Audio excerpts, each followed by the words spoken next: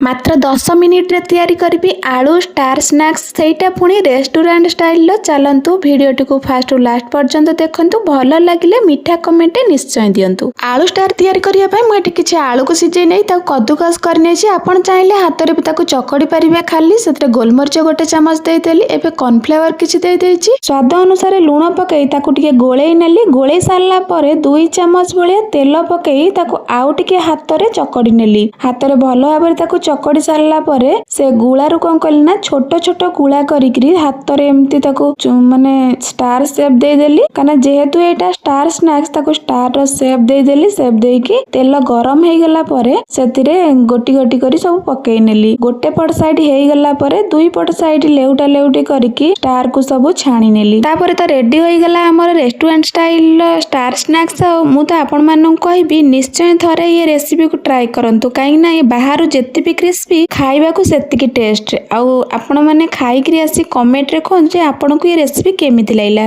खाओ पियो सुस्थ।